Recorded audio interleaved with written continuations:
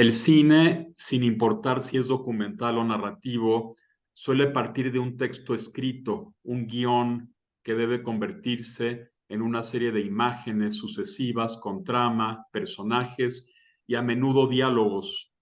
Como ocurre con cualquier manifestación cultural, puede haber arte o no, puede haber obras de gran calidad y profundidad u obras superficiales que solo permanecen en los efectos, sin dar pie a una reflexión. A lo largo de mi vida como amante del cine, me he dado cuenta de que puede haber guiones cinematográficos que se bastan a sí mismos como obras de arte, tal como ocurre pues con las buenas obras de teatro. Se escribe teatro para ser representado, como se escriben guiones de cine para ser filmados. Una de las claves de una buena película, si no es que la más importante, radica en el guión, pero un buen guión mal dirigido o actuado tampoco funciona. Hola, soy Juan Antonio Rosado, estás en el canal Grandezas de Lilliput, un lapso en el que no nos interesan las modas, sino los temas atemporales. Es un espacio-tiempo para salir de la inercia y contemplar otros horizontes. Si no lo has hecho, suscríbete, comparte, opina, comenta. En esta ocasión hablaremos de cine y literatura.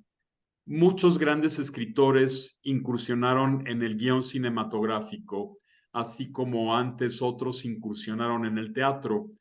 Para platicar de estos temas, he invitado a José Rosalío Gutiérrez Rasura, guionista, director, productor y docente de cine y televisión. José ha dirigido y realizado los guiones de cerca de 50 documentales educativos y de divulgación cultural, así como de 3 series de televisión universitaria, Facetas, Vida Universitaria y La Brújula, transmitidos por el Canal 44 de la Universidad de Guadalajara y retransmitidos por TV UNAM. También es autor de los cortometrajes de ficción Rolando las Horas, Dos Escritores, Cómplices, Terminal Bar, Amnesia y Teléfonos. Escribió y dirigió Otro tipo de música, un largometraje de ficción en 35 milímetros que ha participado en diversos festivales en México, Estados Unidos, Sudamérica e India. Obtuvo el primer premio o el premio de a la mejor película latina en el 23 Napa Sonoma Wine Country Film Festival de 2009. También fue el creador y primer coordinador de la maestría en cine de la Universidad Iberoamericana en la Ciudad de México y creó el programa técnico superior universitario en producción audiovisual del que es coordinador. Es profesor de guión, de cine documental, de lenguaje cinematográfico y de historia del cine desde 1999 y en la Universidad Iberoamericana desde 2009. Desde 2014 coordina el Cineclub Comunicación en la misma universidad. José, muchas gracias por aceptar la invitación a estas charlas con la cultura. Al contrario, Juan, pues muchísimas gracias. No podría estar más contento justo de estar en un espacio donde se habla de lo atemporal, no de la moda. Eso me parece genial. Gracias. José, cuando la gente va al cine, pocas veces piensa en lo que hay detrás de cada película. No me refiero al trabajo en equipo que implica su realización. Todos sabemos que es un trabajo en equipo.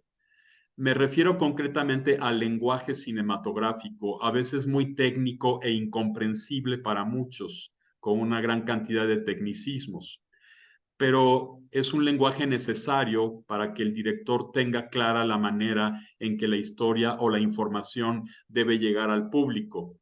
El cine y el teatro suelen ser géneros dramáticos, ambos también suelen ser narrativos, es decir, cuentan alguna historia o algún suceso. ¿Qué diferencias encuentras entre el lenguaje del teatro y el del cine? Pues se ha teorizado mucho en torno a eso. Creo que comparten más de lo que los hace distintos. Pero lo que es muy particular del cine, pues es justo que la mirada no es la del espectador, sino la de la cámara. Y entonces eso sí cambia radicalmente las cosas. El teatro se hace para que se vea desde la butaca y el cine se hace para que lo vea la cámara y que puede estar en cualquier lugar. Y luego está el tema del montaje, que aunque en el teatro lo hay también, o sea, esta lógica de yuxtaponer escenas, eh, pero digamos que en el cine la lógica del montaje está presente todo el tiempo. Y una tercera cosa, que es lo que me han dicho actores de teatro, es que se les dificulta y que por lo que a algunos no les gusta el cine es justamente que pues no hay una presencialidad del público, entonces es como trabajar un poco a ciegas, no se sabe el resultado de inmediato desde el punto de vista actoral, ¿no? Y entonces eso hace que los actores también trabajen de una manera distinta. Aunque muchas películas estén basadas en obra de teatro, pero el efecto es el mismo, ¿no? Es no saber si lo que están haciendo está siendo bien recibido o si están logrando el objetivo. Y es un poco también saltar al vacío, es lo que he hablado muchas veces con actores, sobre todo que han trabajado en teatro, pues es que confío plenamente en ti porque yo no sé esto cómo va a quedar, de hecho no sé si esto que hice va a quedar o no, lo vas a quitar en la edición, o no sé esta cámara cómo me está tomando, si de cuerpo entero. Es decir, esa, esa imposibilidad de controlar su interpretación, pues condiciona muchas cosas, ¿no? Y bueno, hay otras pequeñeces, digamos, obviamente en el teatro tienen que proyectar más la voz, en el cine pueden susurrar y creo que pues son medios distintos, pero creo que esencialmente comparten lo más importante, ¿no? ¿Comparte más el cine características con el video como tal? La televisión, por ejemplo. Sí, pues yo siempre lo he visto que la televisión es una extensión del cine. Ahí sí es el mismo, ahí sí yo pensaría que es lo mismo. En los 80, 90 todavía podíamos pensar que la televisión era distinta al cine, ¿no? Es decir, la televisión se grababa en cinta magnética, se transmitía al aire, llegaba al público en su receptor y el cine pues, en celuloide y se veía en salas, pero hoy día pues esas fronteras ya no existen. Es decir, hay películas de Netflix que pues esencialmente es televisión, que se filman en celuloide todavía, y prácticamente todas las películas que se ven en las salas y casi todas las que se producen, pues se hacen con tecnologías digitales, o sea, con video. Entonces, creo que ya hoy día no podemos decir esto es televisión y esto es cine. Ya hay una fusión tal que ya esas fronteras desaparecieron. Y bueno, la tele, en un principio, pues sí, su origen no era ni el cine, era la radio y los formatos y todos los tomaron de la radio, pero el cine acabó como imponiéndose, ¿no? Pues el lenguaje, a fin de cuentas, pues es el mismo, ¿no?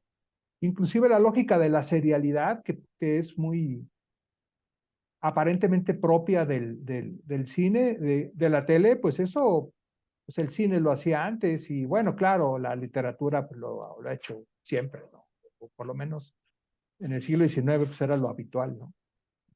Hace rato que hablabas de las adaptaciones del teatro al cine. Por lo general, cuando estas representaciones teatrales o estas obras de teatro se adaptan al cine, suele ser cine de bajo presupuesto por razones lógicas, aunque a veces, bueno, se le agrega un montón de cosas, muchísimas cosas que no estaban originalmente en la obra de teatro. En una entrevista, Stanley Kubrick dijo que en rigor todo cine es comercial porque se trata de un arte muy caro, entonces se debe recuperar toda esa inversión. A veces yo diría incluso más caro que la ópera, que de por sí es un arte carísimo. Mm, el arte en realidad nunca ha estado ni nunca estará peleado con el dinero, Sin embargo, hay niveles en cuanto al guión, a la dirección, a la actuación, a la fotografía, a la edición y a la producción de una película. Hay excelentes y malas películas de acción, por ejemplo, como hay excelentes y malas películas experimentales o marcadamente psicológicas o Ujú. introspectivas. Pero independientemente del género o del tema, para ti, a partir de tu experiencia, eh, tanto en la práctica como en la teoría, ¿qué es el cine de arte o el cine de autor? ¿Es válido llamarle cine de autor al llamado cine de arte, aunque sea de baja calidad? ¿O cuál es la diferencia? ¿Y en qué se diferencian estos dos, cine de arte o cine de autor, de lo que podríamos llamar un cine superficial, en el que se nota lo comercial, digamos, que quiere llegar a las masas por su esquema narrativo o porque está basado en algún bestseller o no sé? ¿Cuáles serían las diferencias?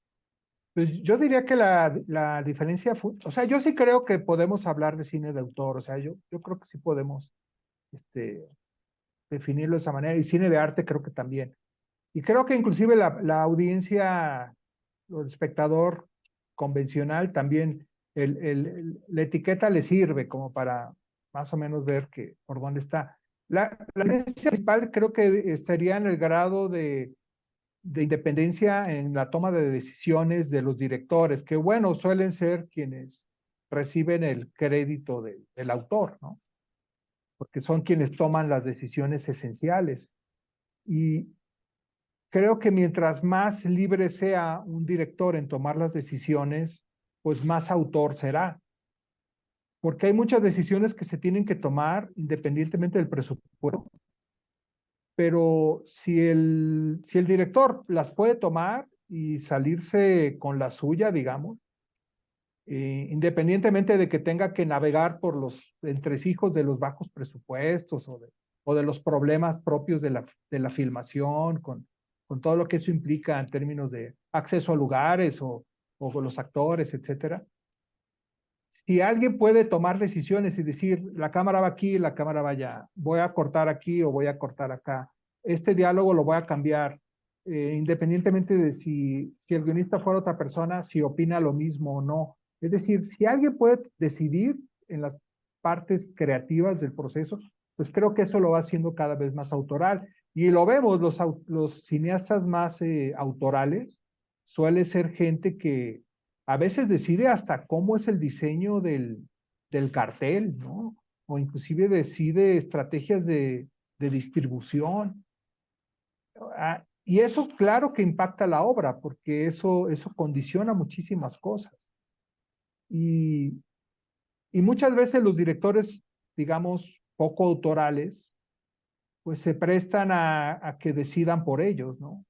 Entonces, vas a trabajar con tal actor, vas a trabajar con tal fotógrafo, vas a trabajar, no vas a editar tú, o te vamos a dar la oportunidad, pero el corte final es mío, tiene que estar de tal música es la que tiene que ser, el guión ya está, no lo puedes cambiar.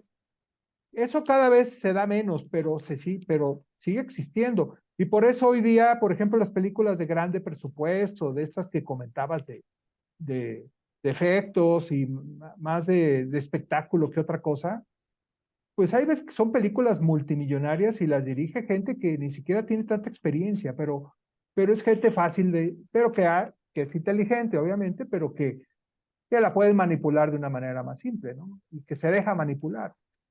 Tienes que respetar todas las decisiones que te digan, las tienes que acatar. Y dices, bueno, me divierto, digamos, con el proceso, o aún así encuentro alguna forma de expresar mi autoría, que en el viejo cine clásico pues se daba, ¿no?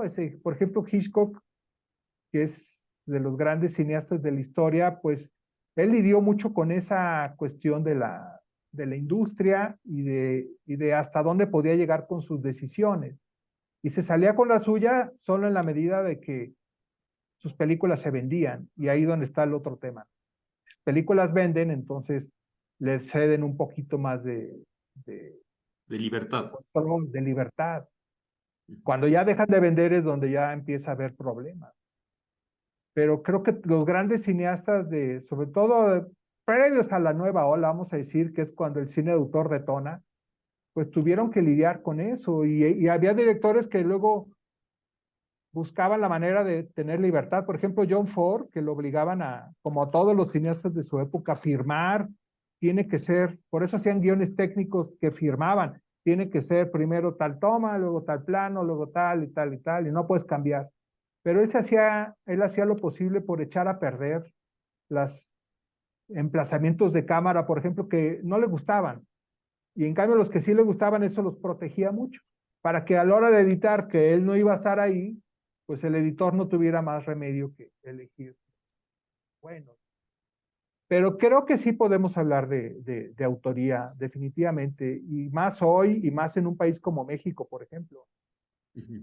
donde, sí, Esta cuestión de la autoría, por ejemplo, no la comprendió, a mi juicio no la comprendió bien Rodolfo Usigli, quien sí, se enojó exactamente, muchísimo con Buñuel, así porque es, Buñuel hizo lo que quiso en la así es, película basada en su novela Ensayo de un crimen. En exactamente, cambio, por ejemplo, Borges les decía, usted haga lo que quiera, o sea, yo ahí no me meto en el cuento, son dos lenguajes diferentes, yo no me meto, pero como que son dos actitudes diferentes. así es, totalmente. Y ahí están los resultados, ¿no? La experiencia de Borges en el cine, pues fue muy fructífera, y creo que Ensayo de un crimen vamos a recordarlo como una buena película, independientemente de la novela en la que fue basada. Hay un lugar común de decir, siempre la novela será mejor que la obra. Creo que pues puede ser, en algunos casos sí, pero en otros es lo contrario. La película es mucho mejor que la obra original. Y, y cabe, claro, puede captar la esencia de aquello que originó la novela, pero luego la película aporta elementos y hay un diálogo ahí interesante, ¿no? Y creo que los grandes autores literarios eh, que, que entienden el cine, pues sí, logran establecer distinción. Este es tu campo y este es el mío.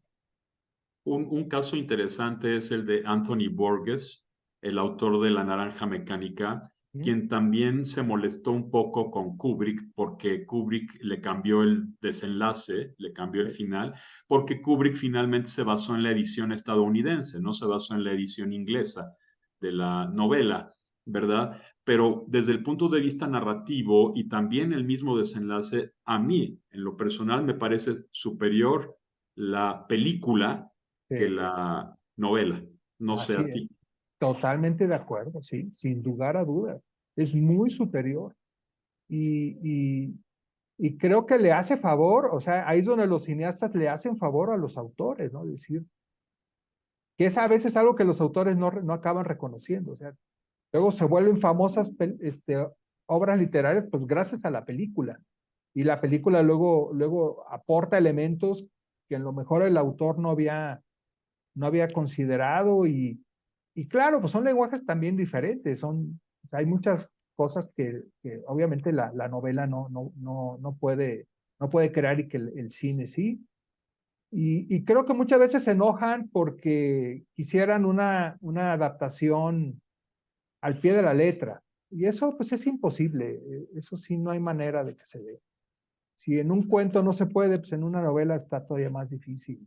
Y aún así, pues a la hora de la puesta en escena y la puesta en cámara y demás, pues las cosas tienen que cambiar de lenguaje, tienen que migrar a otra forma de representar, ¿no? Entonces, es imposible que sea lo mismo. Si fuera lo mismo, pues mejor no se adapta, ¿no? Por supuesto, sí. En cambio, adaptar una obra de teatro suele ser más fácil por la Sí, presencia de los diálogos. Bien, y ahora luego me viene a la mente sí, un caso muy interesante. Por lo general se adaptan novelas al cine o se adaptan cuentos al cine o se adaptan obras de teatro al cine.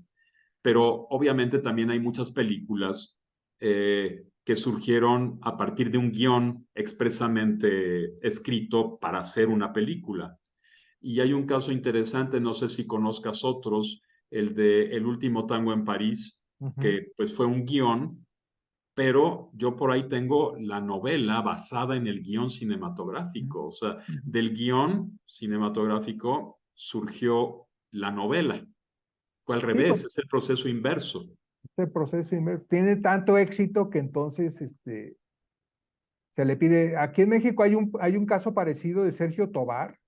Él dirigió Cuatro Lunas y resultó una película que tuvo mucho éxito, muy marginal, muy autoral, de bajo presupuesto, pero por alguna razón conectó y le pidieron al director, pues escríbete la novela ahora.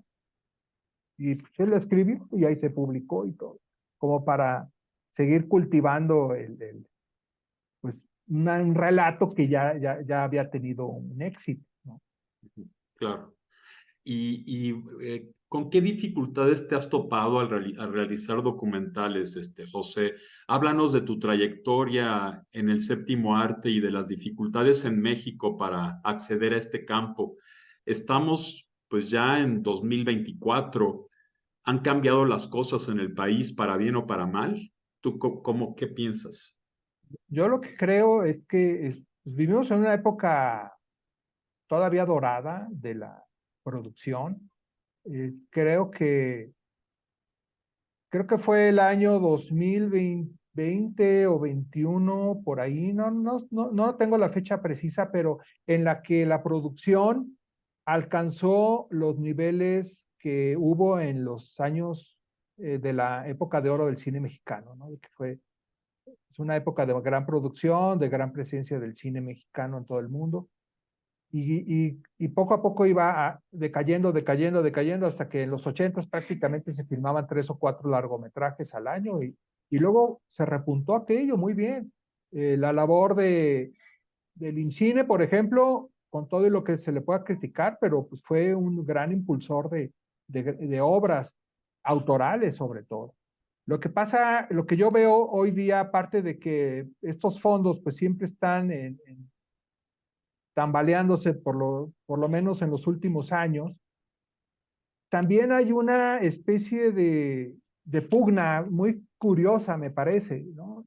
Entre productores privados que están muy interesados en hacer industria, muchos ligados a la televisión, que ven que hay una enorme demanda. O sea, México es de los países que más cine ve en el mundo y donde hay mejores infraestructuras y condiciones para la producción. Es decir, creo que vivimos una época dorada de la producción y de las posibilidades. Nunca antes había sido tan fácil filmar en México como lo es ahora. No hay censura prácticamente, casi cualquier cosa se puede hacer, hay técnicos, hay actores, hay equipo disponible, hay presupuestos incluso, hay todo. Hay cines, salas, tenemos por cápita de los niveles más altos de pantallas por espectador en el mundo. Lo que, lo que no estaba, lo que falta desde luego, pues es pues justamente que muchos cines se pueda ver. La mayoría de las películas luego ni siquiera recuperan su inversión, ¿no? Entonces, hay un círculo vicioso en esto de los fondos públicos o los apoyos. Muchos cineastas viven de la producción, entonces cobran con el presupuesto de la película y por eso encarece cada vez más los presupuestos y ya no les importa si la película se ve o no se ve. Claro, todo cineasta tiene su ego y quisiera que se viera la película y que fuera un éxito, pero la mayoría no lo es, ni siquiera recupera su inversión, pero la máquina sigue moviéndose y luego hay unas que sí lo logran.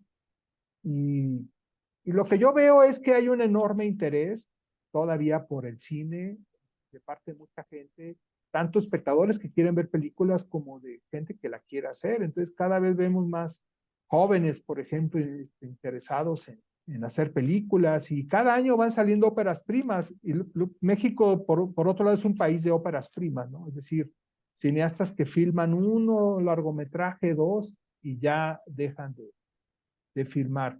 De hecho, casi se dice, un verdadero cineasta en México, pues es aquel que filma más de 4 largometrajes. Ahí ya se le puede considerar cineasta. Antes de eso, pues sigue siendo amateur, ¿no? Cuando en otra época, ya con hacer una, pues ya estabas, digamos, en el gremio, porque la Sí, sí. mayoría hacen una y ya, ¿no? Se dos. privilegia más la cantidad que la calidad, ¿no crees? Sí, también, sí, pero pues no sé si eso suceda en todos los ámbitos, no sé. Luego hay cineastas que han, por ejemplo, Fernando Imke, que ha hecho pocas películas, es decir, que tiene 3 largometrajes o 4, no sé, creo que 3, a lo largo de muchas décadas. Y bueno, tiene un nombre, tiene un prestigio, tiene, en fin, es reconocido, ¿no? Hay otros como, bueno, Amate Escalante creo que tiene más, o Carlos Reigadas también no tiene tantos en mucho tiempo. Y claro, hay otros que sí están, un poco por lo mismo, ¿no? La búsqueda de condiciones. Y luego hay cineastas que encuentran esquemas de producción muy baratos. Justamente lo que también se ha podido, lo que ha permitido la tecnología hoy es poder filmar con bajísimos presupuestos, porque los equipos cada vez son más accesibles y baratos. Vamos, hoy día se puede filmar una película de buena calidad técnica con un celular y editado en una laptop en una casa de alguien. Y en todo el mundo está pasando eso. Y obviamente eso ha democratizado mucho, ha ampliado, pero las posibilidades, pero también pues ha limitado la posibilidad de exposición, porque hay tanta oferta, tanta que probablemente hay más, no, de hecho hay más películas de las que se pueden ver. Y estas plataformas han impuesto ahora un canon peculiar donde, pues sí, se ve, mucha gente lo ve, pero ahora justamente con esto de la cuestión del poder y de las decisiones, ahora vamos a tratar de imponer qué narrativas son las que vale la pena que se hagan y cuáles no, cuáles temáticas no nos interesan y por lo tanto no reciben apoyo. Y sí, se privilegia la cantidad, pero la verdad es que la mayoría de los cineastas ni siquiera logran hacer mucha cantidad de obra. La mayoría hacen muy pocas y son contados los que, por ejemplo, tienen más de 10 largometrajes. Son, pues, no sé, pensaría en los veteranos nada más, ¿no? O en alguno que otro joven que sí es muy empeñoso y que logra. Michel Franco, por ejemplo, tiene varias películas, Ujú. pero alguien como Ripstein, por ejemplo, no hay que Sí, tenga una obra larga con muchas películas. No hay entre las últimas generaciones. claro, claro. Y José, tú te has dedicado mucho más al cine documental. Sí. Eh, ¿Qué separa el lenguaje de un documental del de una narración cinematográfica? ¿Sería toda proporción guardada como la diferencia entre un ensayo y una novela corta, por ejemplo, en términos literarios? Yo creo que sí, esa sería la mejor analogía. Porque sí, efectivamente, creo que lo que pasa con el documental es, y de nuevo retomando el tema de la libertad, creo que es el género, podemos considerar así, más, pues más libre que hay, porque es el que menos elementos propios de la producción están interfiriendo para que la autoría se pueda realmente expresar. Y eso sobre todo en los documentales más autorales, ¿no? A mí el tipo de documental que más me ha interesado hacer pues son documentales de tipo educativo, más de divulgación científica o cultural, en donde pues la mano autoral es prácticamente invisible, es más bien como la exposición de los temas, pero lo que yo veo es que el documental te permite una enorme libertad y te permite ir descubriendo las cosas sobre la marcha. Esa es otra cosa que me parece muy interesante del documental. Aunque en la ficción, desde luego, se puede improvisar y cambias diálogos, cambias el final en la edición, que es algo que, por ejemplo, yo he hecho algunas veces, o que cambias elementos, o que vas modificando el guión sobre la marcha, o que, aunque sí hay esa capacidad de reaccionar ante los estímulos creativos o los estímulos de la producción, en el documental, pues casi está construido para eso. Es uno parte de una idea, partes de un propósito, escribes un guión probablemente. Yo soy un poco defensor de que también en el documental hay que escribir guiones, pero ya que estás en el campo, pues sí, hay muchos estímulos, hay muchas cosas, te va cambiando la visión de los temas abordados, o conoces otros personajes que te llevan a otro lugar, y esa posibilidad, esa flexibilidad que tiene el medio también se muestra en las formas, ¿no? El documental es mucho más libre que eso, es decir, puedes poner una secuencia animada y luego puedes poner una puesta en escena y luego recurres a imágenes de archivo y luego, es decir, es más libre en cuanto a los recursos expresivos. Pues sí, como un ensayo. En un ensayo puedes insertar de repente alguna secuencia narrativa o alguna secuencia descriptiva o citar a alguien, exponer algo, explicarlo, después Exacto. argumentar. Me llamó la atención ahora que lo que dijiste de que la mano autoral casi no existe en el documental o no se percibe, no es que no exista, sí se percibe, no se percibe tan claramente porque, bueno, finalmente el autor es el que selecciona lo que va a proporcionar, lo que va a ofrecer en el Sí, documental, pero eso como que la gente no lo nota mucho. Hay documentales mucho más libres que otros. Por sí. ejemplo, yo estoy pensando ahora en la película, la tercera película que hizo Buñuel, Luis Buñuel, Ujú, fue un documental, ujú. las Urdes, Las ¿verdad? urdes, tierra Y sin pan. Tierra sin pan. Se ha dicho que es el primer documental falso del cine. Yo no diría que es tan falso. Sí, obviamente hay mucha manipulación detrás. Cuando se cae una cabra, pues no es Cabra. que se caiga, sino que la matan con una escopeta. Y Y ahí ahí se se ven. dice que se cae, ¿verdad? Entonces hay varias partes como que están actuadas en ese documental. ¿Tú lo considerarías un falso documental?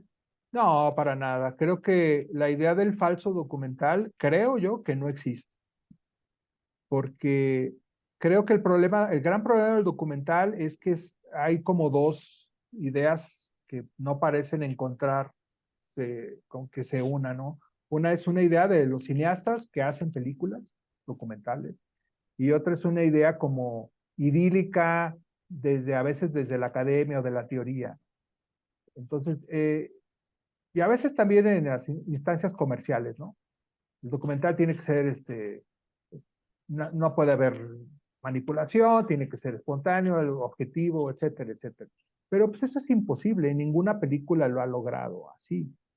Eh, sí, se habla de Buñuel de eso, pero hay antecedentes, es decir, el documental todavía el más reconocido como el mejor de la historia, pues es Nanook, el esquimal de Flaherty.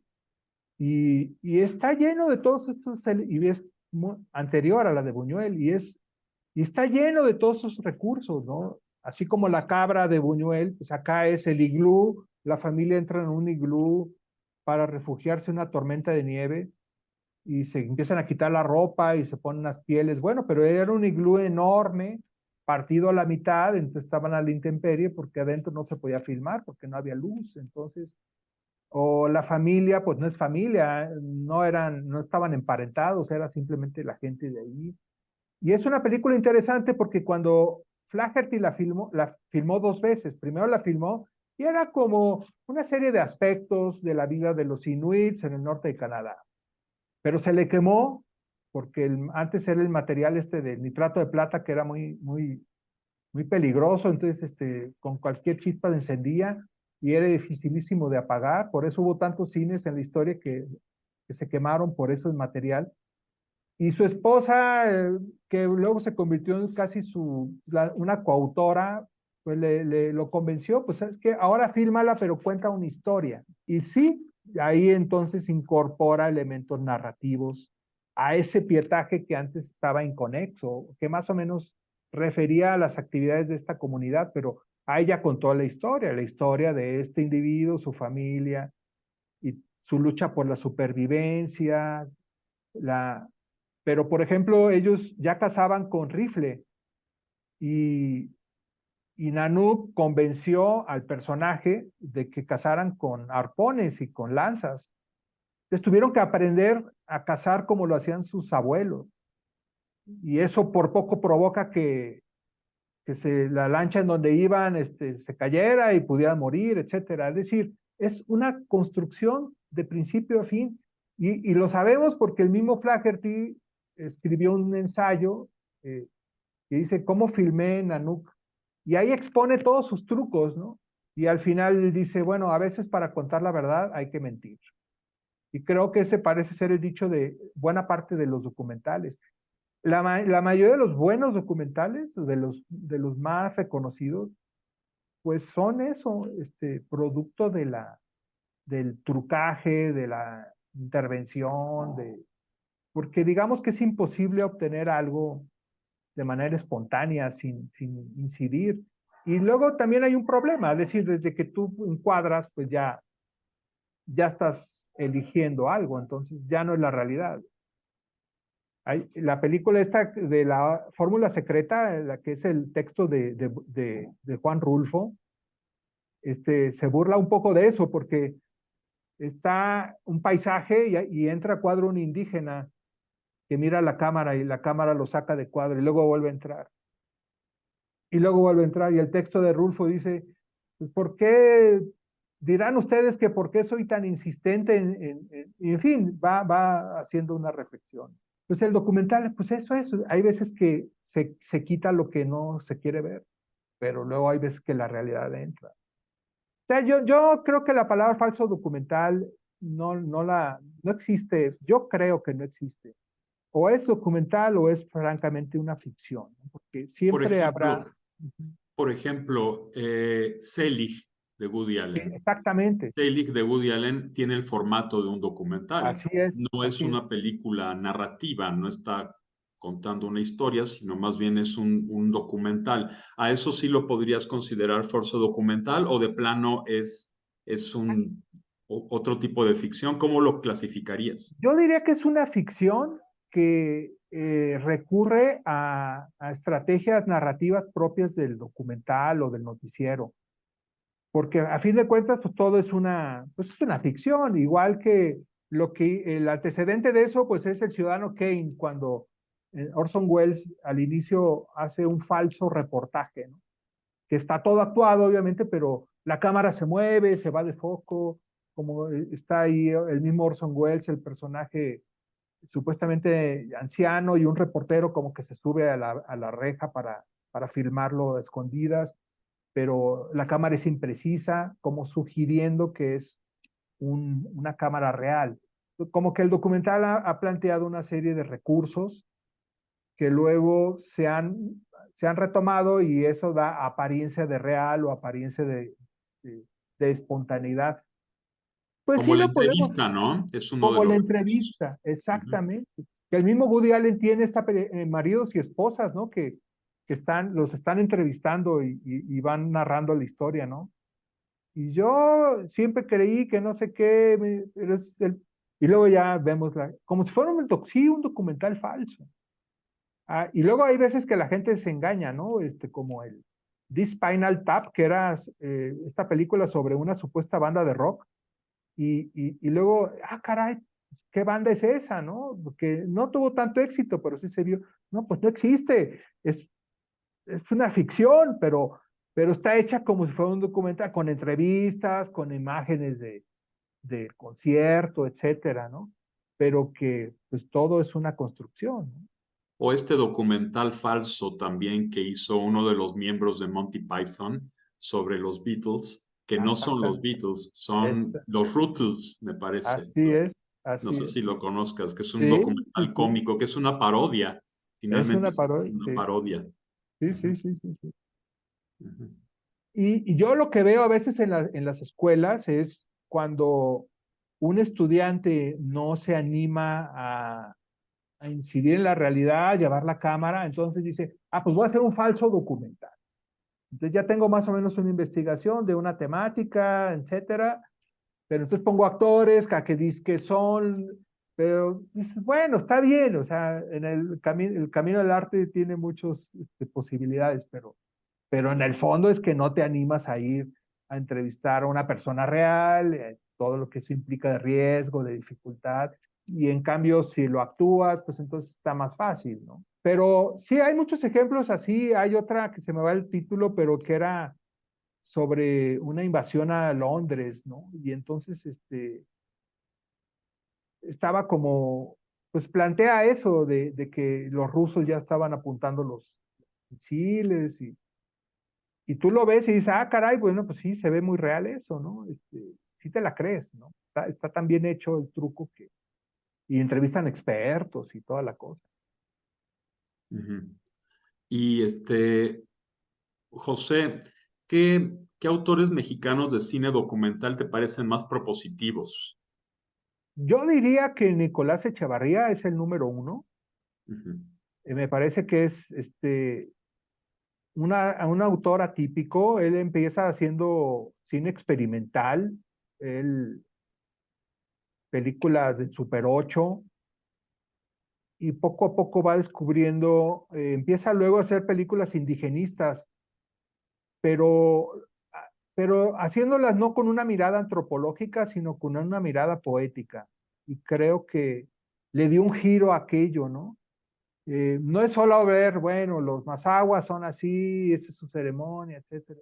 Es, es más bien adentrarse en la plasticidad de la ceremonialismo o en la profundidad de las concepciones. Creo que María Sabina, Niño Fidencio, esas películas, o Poetas Campesinos es otra. Pues, me parece que es de lo mejor que se ha hecho documental en México. Desde luego hay cineastas nuevos interesantes, ¿no? Everardo González, por ejemplo, con sus películas, eh, bueno, de La Libertad del Diablo, desde luego es hasta que es impactante, ¿no? Eh, pero él se basa mucho en entrevista y eso es muy interesante, cómo logra tejer. Desde la primera que hizo la canción del pulque, muy buena película, donde contrapone los pulqueros del estado de Hidalgo y las pulquerías de la Ciudad de México, y un personaje que es como el puente entre los dos.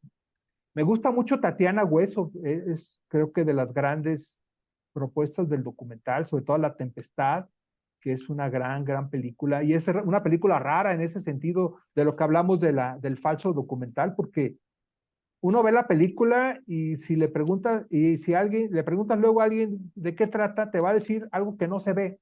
Es decir, una película es un documental sonoro, y en donde la imagen no tiene nada que ver con lo que se dice. Y entonces es muy extraña la película, que es una víctima de secuestro y que luego va a dar a una cárcel liderada por narcos y demás, donde vive un infierno total, y lo va narrando, pero lo que vemos no es eso, es una imagen de un camión, gente en un mercado ahí de peces en Tampico. Eso no tiene nada que ver con lo que ella está narrando, pero lo filma de tal manera que la atmósfera de alguna forma está sugiriendo algo. Y creo que Juan Carlos Rulfo, así como un tercer, el hijo de Juan Rulfo, es otro muy buen documentalista, que sí ha hablado de su padre sobre todo, pero de pronto ha incursionado otros temas como la construcción del segundo piso, ¿no? Y se va con los personajes. De hecho, el abuelo Cheno y del olvido no me acuerdo, es muy interesante porque sí son como, él intentó así como, bueno, si mi padre decía que todo, que Pedro Páramo y Llano en Llamas está tomado por la gente que vivía ahí en Sayula y en los alrededores en el sur de Jalisco, pues voy a ir a entrevistarlos a ver qué me dicen. Y claro, van contando historias que tú pudieras decir, pues sí, son medio arrulfianas, ¿no? Pero por las atmósferas, pues son los viejos. Creo que logra construir muy bien creo que es muy bueno para sacarle a la gente algo que decir, ¿no? Y muy buen ojo para la elección pues de la manera de presentar a la gente. Creo que esos cuatro serían los que me parecerían más destacados. Propositivos Pero también. hay muchos, cada vez hay más. Es Ujú, una cosa impresionante, se filma, nunca se había hecho tanto documental, es una cosa increíble. ujú. Como que se puso de moda entonces. Se puso de moda, pero yo creo que por eso, porque es fácil, cada vez es más fácil hacerlo. Y como hay fondos en México, pero también en todo el mundo, que están ahí disponibles y la tecnología nos ayuda mucho. Y como que también mucha gente dice, pues es que hay tantos temas de los que no se hablan y por qué no los abordamos? Hacer una ficción a lo mejor es más complicado, pero documentales es, pues es más accesible. Nos damos dos personas con una cámara y un micrófono y con eso sacamos un largometraje. Bueno, aparentemente fácil, ¿verdad? Para hacer Aparente, algo de calidad. sí, Ujú. sí, sí, sí, pero por ejemplo, el mismo Nicolás Echevarría sí filmaba, es decir, dos, tres personas. Los grandes documentalistas de la historia siempre han sido dos, tres. Patricio Guzmán en Chile, por ejemplo, o Coutinho en Brasil, eran equipos de muy pequeños y claro, dedicaban mucho tiempo a hacerlo, pero digamos que la infraestructura para la filmación, pequeña, discreta, o cineastas como Wim Wenders que hace, sí, ficción y todo, pero luego hace documentales pequeños y así con equipo compacto, ¿no? Y a veces hasta él mismo haciendo cámara así de mano con una cámara doméstica. Y luego el resultado es pues, muy bueno, ¿no? Es la manera como usa esa tecnología. Sí, Wim Wenders se caracteriza sobre todo por sus documentales, ¿no? ¿Mm? En general. Sí, pues hay algunos que dicen que, no sé, yo con Wim Wenders tengo a mí es un cineasta que siempre me ha gustado muchísimo todo lo que ha hecho, y todo lo que ha escrito, y todas sus fotos también. Pero sí, efectivamente, en los últimos años, su ficción ha sido pues, más bien fallida y en cambio los documentales son muy buenos. Ujú. Sí, hay uno sobre un cineasta japonés, ¿verdad? El que Exactamente. escribió, el El que hizo Yasuhiro Historia de Ozu. Tokio. Ujú. Exacto, Ozu. Es Historia de Lisboa. No, bueno, Historia de Lisboa es otra, porque esa es es Historia de Tokio, la de este del cineasta japonés. Y Ajá. luego Historia de Lisboa es este homenaje a Pessoa, ¿no?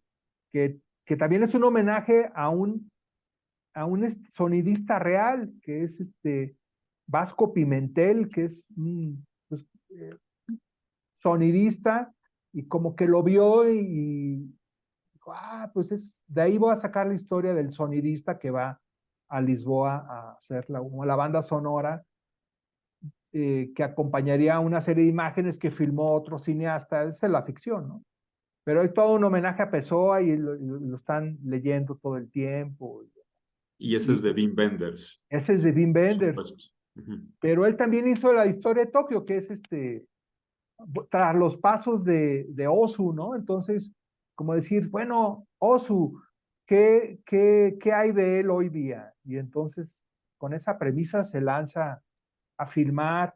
Y es muy nostálgica, es como decir, pues no, ese Tokio de las películas de Osu, pues ya no existe, ya es otra cosa. Y esa secuencia final es muy emotiva, la del fotógrafo que empieza a recordar cómo filmaban y cómo ponían la cámara en el piso y que acaba llorando, ¿no? Es muy emotivo, y es una gran este, es como una teoría sobre el cine filmada, ese sí es un ensayo en forma. Muchos de los documentales de Benders creo que son eso. Es casi como metacine, ¿no? Sí, exactamente, El cine dentro del cine o la teoría cinematográfica dentro de la teoría cinematográfica. O exactamente, dentro de la película, la teoría cinematográfica dentro de la película, más bien, ¿no? Ujú. exactamente. Y como es un tema que a él siempre le ha gustado, es decir, como él empezó como crítico y luego en sus películas teorizaba sobre el mismo cine de una manera extraña. Eso obviamente a mucha gente le parece chocante, pero por ejemplo, en El estado de las cosas, que hace toda una reflexión sobre el cine, sobre Hollywood, sobre el poder de las imágenes, sobre el blanco y negro, etcétera, etcétera.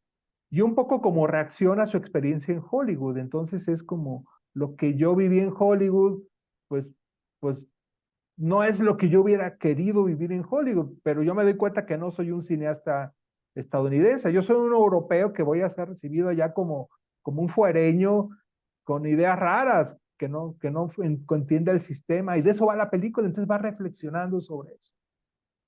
Entonces es muy interesante como ver una secuencia de películas que hizo, o sea, la que hizo en Hollywood, Hammett, y luego el cortito que hizo a propósito de Hammett, que fue un fracaso, ahí sí perdió la autoría, no lo dejaron editar, no le dijeron, no le dejaron elegir actores, le cambiaron el guión, es decir, no pudo ser autor ahí. Entonces dijo, pues es que Hollywood, yo siempre lo idolatré y ya que lo viví, pues me parece que no es mi lugar. Y el estado de las cosas ya es un largometraje ya más en forma, pero que reflexiona sobre lo mismo. Cineasta europeo que está haciendo una película de género para Hollywood y que por hacerla en blanco y negro, pues se le van, dicen, no, pues cómo, esto no puede ser. Entonces va reflexionando sobre eso. Es muy interesante. A mí me gusta muchísimo ese periodo de Wenders. Yo creo que de los cineastas que más me han influenciado en todo. Y, pero sí, en los últimos años como que sí no, aunque la Desde, última desde el parece punto de que vista narrativo, dices, ¿verdad? sí, desde el punto de vista narrativo, pero también la manera en cómo mira, ¿no? Sus fotos, sus elecciones, sus referencias, ¿no?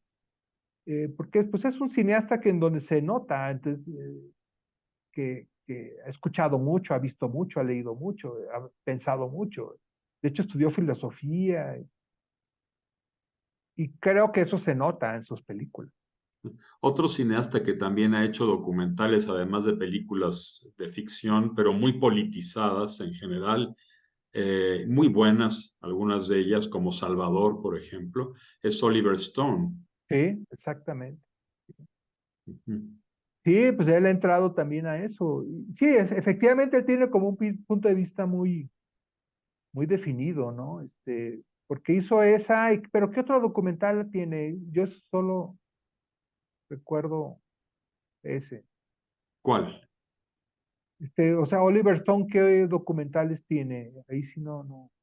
Bueno, no es documental, es más bien son películas muy basadas, Ah, que sí. parecen documentales, pero no lo son de repente, Ah, ¿no? sí, sí, Son sí. narrativas, pero están totalmente basadas en hechos reales. Ah, Por sí. ejemplo, Salvador, todo lo que dice ahí, todo, está tomado de la realidad histórica.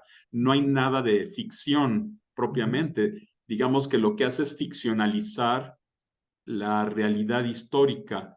Así es. Entonces ahí estamos en un campo un poco complejo porque por un lado es una película, eh, una narración, pero a veces esas narraciones pueden ser incluso más apegadas a lo real o a lo histórico que muchos documentales. Es paradójico. Exactamente. Exactamente. Ese es otro tema interesantísimo. Que de pronto sí, efectivamente hay veces que las ficciones resultan más eh, reales que los documentales cuando se toca el mismo tema, efectivamente. Pienso sí, en muchos casos, pero Se puede este, hablar entonces de películas documentales o documentadas más bien. sí, sí, o películas que representan la realidad de una manera muchísimo más poderosa que la ficción misma. Por ejemplo, la misma Tatiana Hueso, la directora de La Tempestad, tiene su película, no la más reciente, pero, ay, se me va el nombre, bueno, la que hizo justamente Noche de Fuego se llama, Noche de Fuego, que es esta película sobre una madre, su hija, en las plantaciones de opio, ¿no? En Guerrero, ¿no? Y, y los narcos, etcétera, y el temor de que sus hijas pudiera ser secuestrada, como le sucede a la mayoría de las hijas de los que viven alrededor. Y pero también el pueblo, es una película, todo está basado en hechos reales. Muchas, inclusive, de las anécdotas que ahí se cuentan son hechos reales que ella pudo investigar, pero los pone en escena, busca personajes y hace toda una reflexión sobre lo que significa vivir bajo el yugo del narco, ¿no? Donde todo el mundo, donde todo se vuelve al revés, digamos.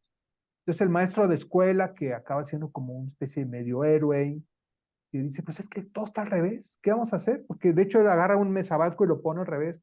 A sus alumnos de primaria les dice, ¿qué está mal aquí? Y nadie dice nada. pues está así al revés. ¿Cómo le vamos a hacer para voltear? Porque todo así, entonces las vacas están dentro de las casas.